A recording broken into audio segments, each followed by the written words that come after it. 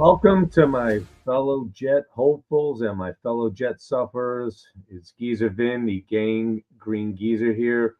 Got a preview of the upcoming game against the Dolphins on Monday Night Football. Also, for an 0-3 team, it was quite an eventful week.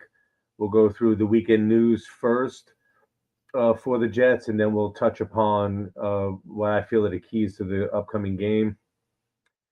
A lot of, like I said, a lot of things going on for the Jets. Quincy Williams and his backup, Marcelino McCrary Ball, both put on the IR this week. That really hurt. I think that's really going to hurt this week, especially. Quincy Williams, the speed he brings at linebacker.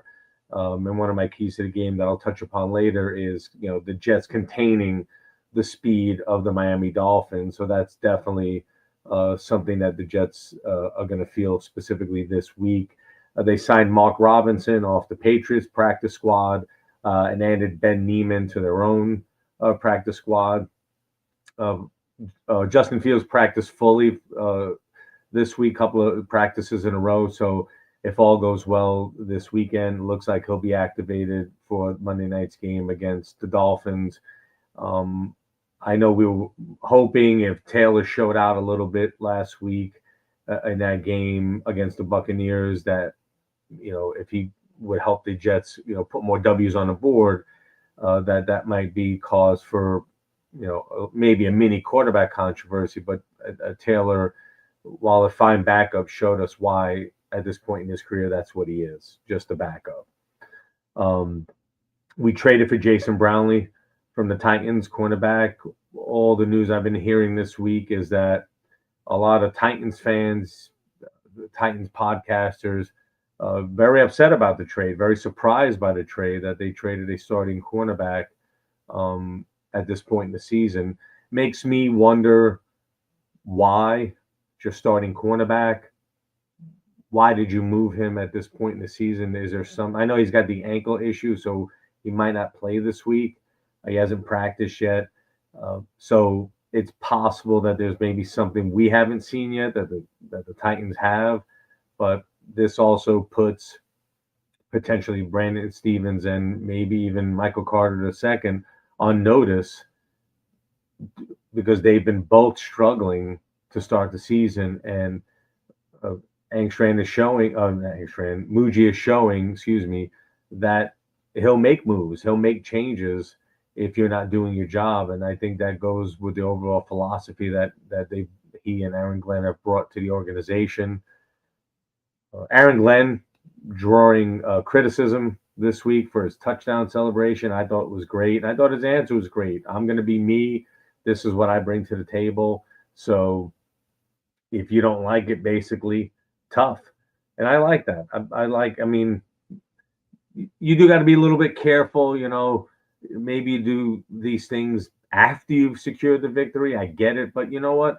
Be yourself in the moment. If that's who you are, just be consistent with who you are. And I think we Jet fans know it as those of us who are old enough and remember Glenn as a player.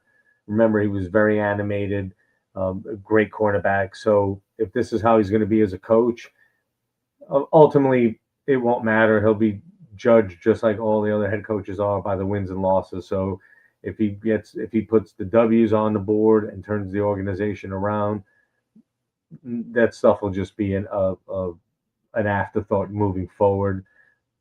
Steve Wilkes, I mentioned it on my recap last week. Baker Mayfield made a couple of comments about Wilkes. It was a revenge game. Wilkes cut me when I was on the Panthers, and then Wilkes, I guess fired back this week, stating, "I had nothing to do with that." So, if that's what you needed to use as motivation, fine. But let's just, clear my own name and that I had nothing to do with that. So, just want to follow me up on something I brought up last week. In terms of, injuries, again, as I mentioned, Brownlee hurt. JJ is still hurt. Haven't practiced yet. Since it's a Monday night game, if they can get in practices this weekend, maybe they're activated for Monday's game. Obviously, we need it all we can, even though the Dolphins are 0-3, going up against them, they showed that maybe they're not as bad as their record is. Everybody thought they'd get boat raced against the Bills, and they played them tough right to the end. So, with that being said, I'm going to jump right into the keys to where I see the keys to the game. Said it last week. I'll say it again this week because they didn't do it. Balanced offensive attack. Your strength of your team is running the ball, and you're not doing anything to establish the run. Miami does not have their defense is not, they don't have a strong run defense. So I would hope that the Jets would try to establish the run this week. But again, don't do it in a way that is so predictable.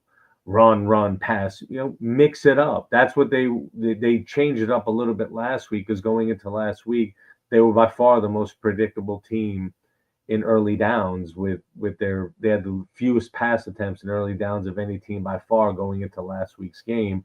You don't want to be predictable, but you have to be balanced, and your strength of your team. And I know Fields being hurt had something to do with that, because there were some replays that I saw during the week where the Jets would run a little RPO with Taylor, and the defense showed they had no respect for Taylor, pulling the ball back and running every time he was handing it off, and they were just jumping the lanes and shutting down the running backs. But you have to have a balanced attack, especially when you don't have a quarterback on the team that can put you on your shoulders and just carry you with just their passing. So they have to be more balanced.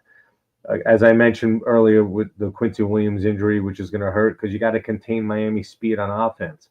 Tyreek Hill, Waddle, A-Chain, those guys, those are like Olympic sprinters out there, playing football.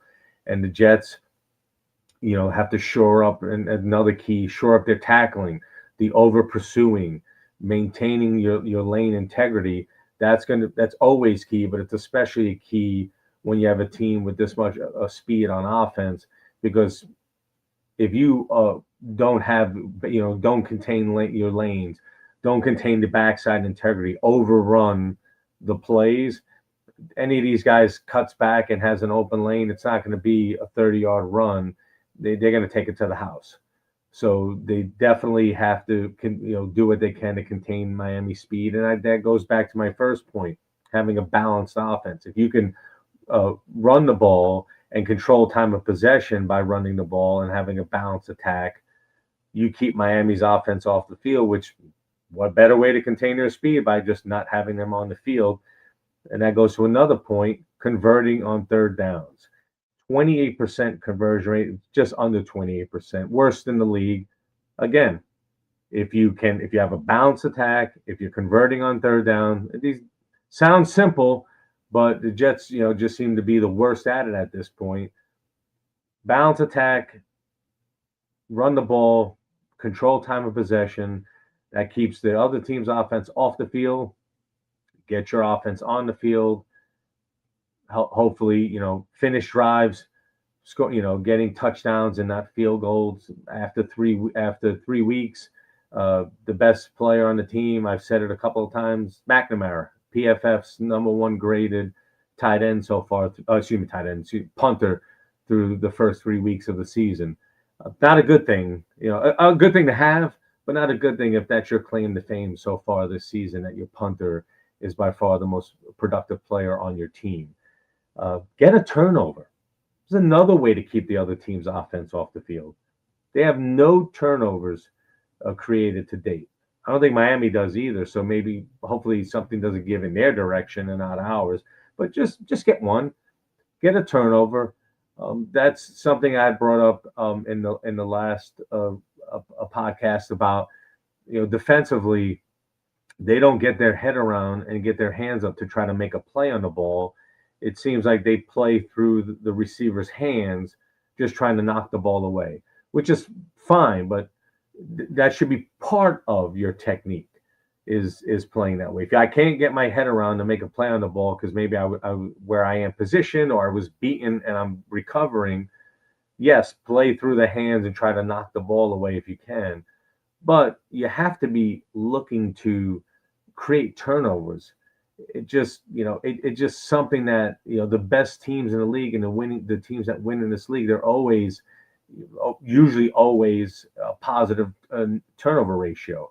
The Jets right now are -4, and it's not trending in the right direction here. And with Williams hurt, JJ hurt, Brownlee maybe hurt, they just got him. I'm hoping that even with that, again, the hope springs eternal with Jets fans from week to week. Hopefully, the Jets can force a turnover here, or maybe multiple turnovers. Again, another way to keep the other teams, especially this speedy Miami offense, another way to keep them off the field. Balance offensive attack, run the ball, convert on third down, force turnovers. Sounds very basic. The keys to the game every week. But with this team, you have to mention it because they don't do it, or they haven't been doing it so far this year. And this is a Monday Night Football game. Both teams trying to avoid obviously going 0-4. You go 0-4, and I mean 0-3 based on the historical stats already does not bode well for trying to make the playoffs. I didn't even look into 0-4 yet, but why bother? If you're 0-4, chances are that's it. Again, if PJ, who his earlier predictions this season when we went through the schedule, if his predictions hold true, the Jets will actually lose this game because he predicted them, I believe, losing their first 5 games before going on a little bit of a winning streak, essentially having the new regime settle in, get their systems and everything in place. There'll be some growing pains in the beginning. I don't think anybody's surprised that the Jets lost the first 3 games based on who they were playing. I think the way that they played in those games, in 2 of the games, you had a chance to win them both, and you lost. The second game was a no-show against the Bills.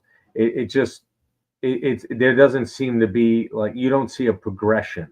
Like, okay, this week I look like this. I look little bit better the next week. I look little bit better the week after, and keep that continuing. It's just, last week kind of fluky.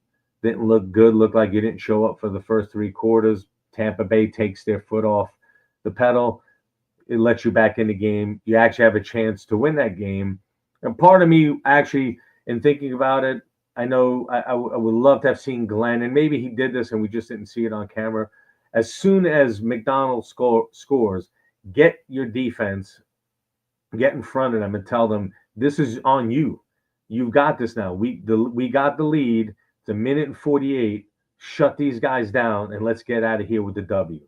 He may have done that, but it's just not something we saw on TV. I'm hoping that he did do that because, that's the type. I love when he gets in the guys' faces, and you saw it several times during the game where he got in on Arian Smith for the illegal formation. You see him imploring the offensive line and defensive line during the game, to keep going, step it up, protect your quarterback, get after the quarterback. You saw him doing this, and I hope he did that after that. The Jets took that lead, and whether he did or he didn't, they looked super flat on that last drive, and Tampa had no problem moving down the field for that game-winning field goal. Again, very disappointing season so far after 3 games, and I'm hoping that word will keep coming up until we see otherwise from this team, hoping and suffering. But I hope that we get these guys back. I hope Brownlee and JJ can practice this weekend. We can get them in, even if it's on a limited basis, for the Monday night game against the Dolphins, because we're going to need all that we can to get the W there. I will be back and reporting and doing my reaction after the game, and I'll have that up there. I definitely want to thank everybody for liking and subscribing and leaving comments. I really appreciate that. We're having a lot of fun doing this, and we're going to keep continuing doing this. So thank you, everybody, for doing that. I'll leave you. I left you with this quote at the end of my last podcast. I'll leave you with the quote again. You suffer in the present because you hope for the future.